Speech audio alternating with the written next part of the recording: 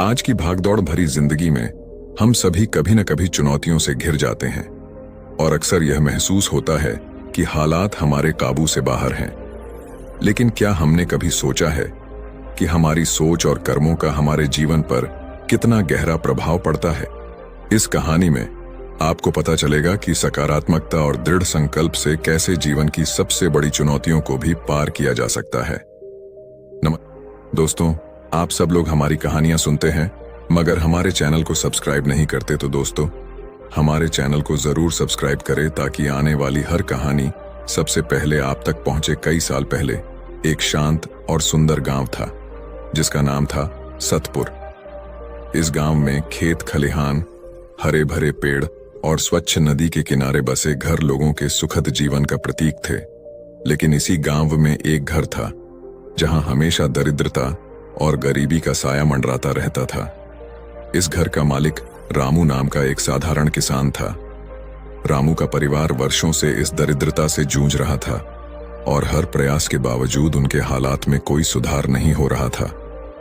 रामू के पिता भी एक मेहनती किसान थे जिन्होंने अपने जीवन भर के अनुभव और ज्ञान के साथ खेतों में अनगिनत घंटे बिताए थे। उन्होंने अपने बेटे रामू को भी खेती की बारीकियां सिखाई थीं। लेकिन जब रामू ने खेती का जिम्मा संभाला तो उसे लगा कि उसके प्रयासों का कोई फल नहीं मिल रहा। उसके खेतों में बार बार सूखा पड़ता, फसलें खराब हो जाती और जो भी थोड़ा बहुत अनाज होता वह भी बाजार में अच्छे दाम नहीं मिल पाता। रामू का घर भी हमेशा तंगहाली में रहता। वह अपनी पत्नी और बच्चों के लिए ठीक से भोजन जुटाने में भी असमर्थ था। उसकी पत्नी सुनीता, जो एक समझदार और सहयोगी स्त्री थी, वह भी परिवार के साथ मिलकर खेतों में काम करती थी। लेकिन स्थिति ऐसी हो गई थी कि उनके पास ना तो पैसे थे, ना ही कोई उम्मीद बची थी। गांव के बाकी लोग भी उनकी हालत देखकर अफसोस जताते थे, लेकिन कोई उनकी मदद करने की स्थिति में नहीं था। रामू का आत्मविश्वास धीरे धीरे टूटता जा रहा था। वह सोचता कि क्या उसका भाग्य ही खराब है या उसके जीवन में कुछ ऐसा है जो वह नहीं देख पा रहा। उसने कई बार भगवान से प्रार्थना की, व्रत उपवास किए, मंदिरों में दान पुण्य किया, लेकिन स्थिति जैसे की तैसे रही। एक दिन रामू ने सुना कि गांव के पास वाले जंगल में एक सिद्ध गुरुजी आए हैं जो हर प्रकार की समस्या का समाधान जानते हैं। लोग कहते थे कि गुरुजी के पास अद्वितीय ज्ञान और शक्ति है और जो भी उनके पास अपनी समस्या लेकर जाता है उसे अवश्य समाधान मिलता है। रामू ने तुरंत निर्णय लिया कि वह भी गुरुजी से मिलकर अपनी समस्या का हल पूछेगा। अगली सुबह रामू ने गुरुजी से मिलने का निश्चय किया। वह सूरज की पहली किरण के साथ ही जंगल की ओर चल पड़ा।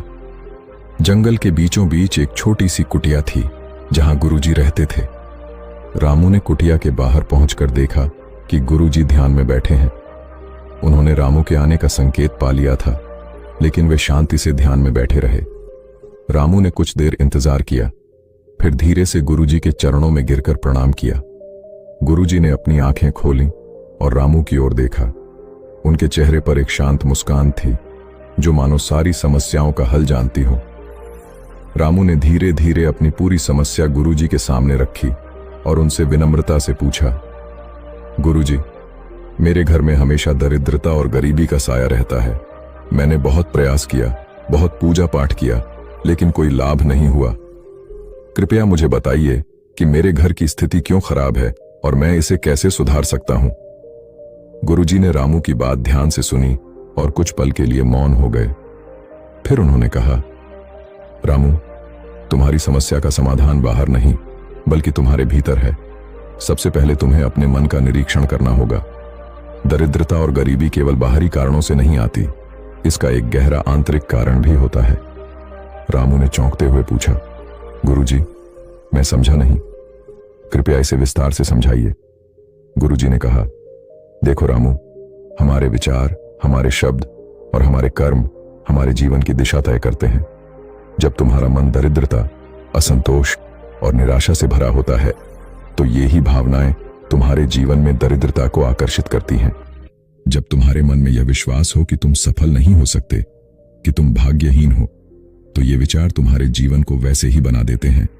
तुम्हें सबसे पहले अपने मन की दरिद्रता को पहचानना और उसे दूर करना होगा। रामू ने ध्यान से सुना लेकिन उसे यह समझ नहीं आया कि वह अपने विचारों को कैसे बदल सकता है। गुरुजी ने उसके चेहरे पर संकोच देखकर आगे कहा, तुम्हारे मन में क्या चलता है वह तुम्हारे जीवन पर सीधा प्रभाव डालता है। अगर तुम अपने विचारों को सकारात्मक बनाओगे, अपने कर्मों में विश्वास और श्रद्धा रखोगे, तो तुम्हारा जीवन भी वैसा ही बन जाएगा। गुरुजी ने रामू को समझाते हुए कहा, हर व्यक्ति का जीवन उसके कर्मों का प्रतिबिंब होता है। अगर तुम अच्छे कर्म करते हो तो परिणाम भी अच्छे होते हैं, लेकिन अगर तुम्हारे कर्म में निराशा, अविश्वास और आलस्य शामिल हो तो परिणाम भी वैसे ही होंगे। तुमने कहा कि तुमने बहुत प्रयास किया, लेकिन तुमने क्या सच में अपनी पूरी निष्ठा और विश्वास के साथ काम किया? रामू ने सिर झुकाकर कहा, गुरुजी, मैं मेहनत तो करता हूं, लेकिन हर बार असफलता मिलने के बाद मेरा विश्वास कमजोर हो जाता है। मैं खुद को यह कहता हूं कि शायद मेरा भाग्य ही खराब है, और यही सोचकर मैं अपने काम में ढिलाई बरतने लगता हूं। गुरुजी ने उसे प्रेम पूर्वक समझाते हुए कहा, रामू, भाग्य केवल तुम्हारे कर्मों का परिणाम है।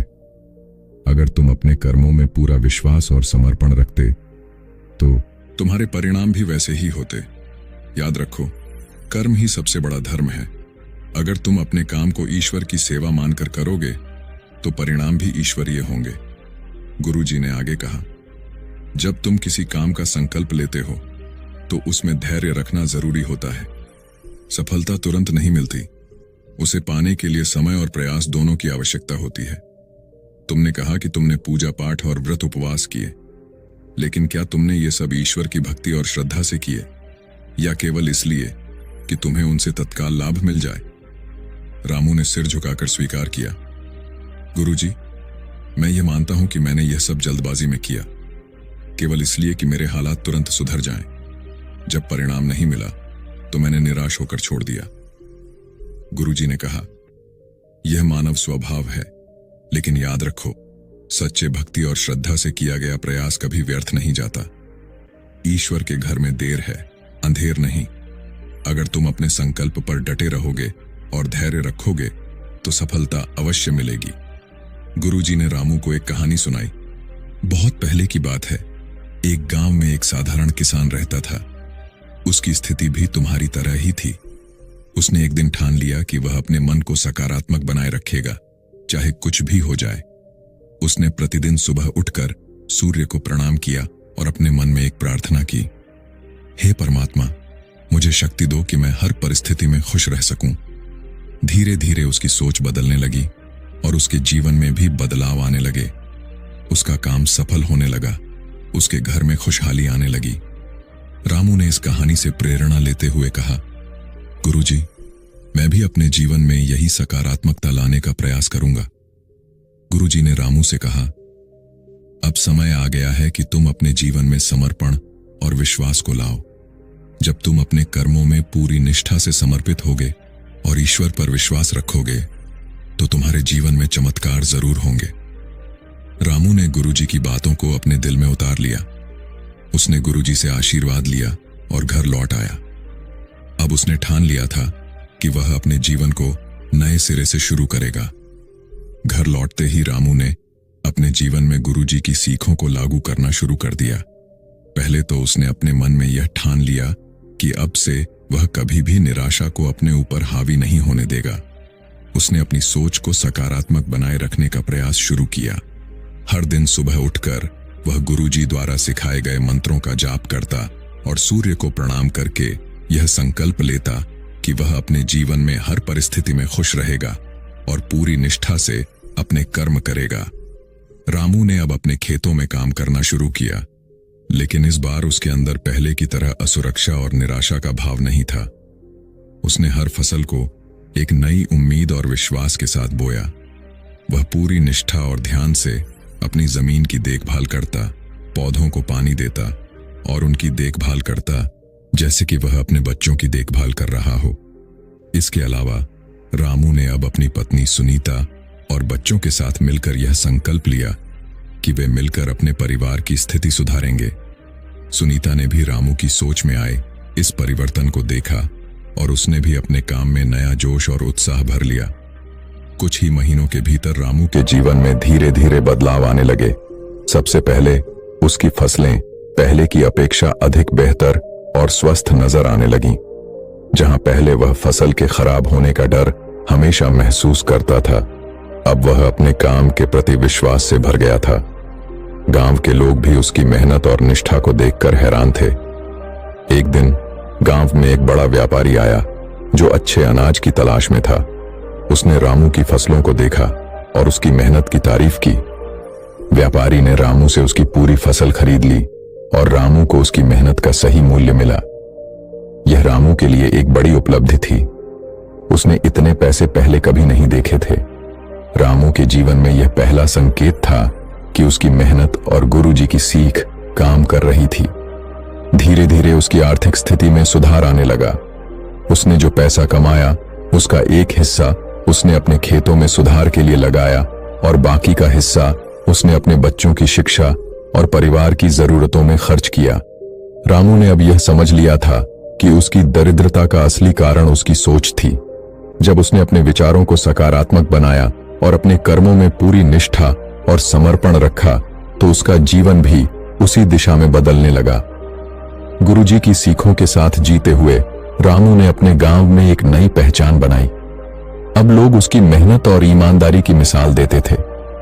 वह न केवल अपने परिवार के लिए बल्कि पूरे गांव के लिए एक प्रेरणा बन गया। रामू ने अपने जीवन में जो बदलाव किए थे वे केवल उसकी सोच में नहीं थे बल्कि उसकी पूरी जीवन शैली में दिखाई देने लगे थे। उसने अब किसी भी परिस्थिति में अपने मन को विचलित नहीं होने दिया। जब भी कोई समस्या सामने आती तो वह पहले गुरुजी की सीखों को याद करता और फिर शांत मन से उस समस्या का हल निकालता। रामू ने एक बार फिर गुरुजी से मिलने का निश्चय किया। वह उनके पास गया और उनके चरणों में गिरकर उन्हें धन्यवाद दिया। उसने कहा, गुरुजी, आपकी सीखों ने मेरी पूरी जिंदगी बदल दी। अब मेरे घर में खुशहाली है, मेरी फसलें अच्छी हो रही हैं और मैं अपने परिवार को सुखी रख पा रहा हूं। यह सब आपके आशीर्वाद और आपकी शिक्षा का परिणाम है। गुरुजी ने मुस्कुराते हुए कहा, रामू, यह तुम्हारी निष्ठा और परिश्रम का फल है। मैंने केवल तुम्हें सही दिशा दिखाई, लेकिन उस दिशा में चलने का साहस और धैर्य तुम्हारा था। याद रखो, जीवन में जो कुछ भी होता है वह हमारे कर्मों का ही परिणाम होता है। इसलिए हमेशा अपने कर्मों को सच्चे मन से करो और जीवन में कभी भी धैर्य न खो। रामू ने गुरुजी की इन बातों को अपने जीवन का मंत्र बना लिया। उसने अपने जीवन में यही सीखा कि सफलता और समृद्धि केवल बाहरी परिस्थितियों से नहीं बल्कि हमारे मन की स्थिति और हमारे कर्मों से आती है। उसने अपने बच्चों को भी यही शिक्षा दी और उन्हें सिखाया कि चाहे जीवन में कितनी भी कठिनाइयां आएं, कभी भी अपनी सोच और कर्मों में नकारात्मकता को प्रवेश न करने दें। रामू की कहानी केवल एक किसान की नहीं बल्कि हर उस व्यक्ति की कहानी है जो जीवन में संघर्ष करता है और अपनी परिस्थिति को सुधारना चाहता है।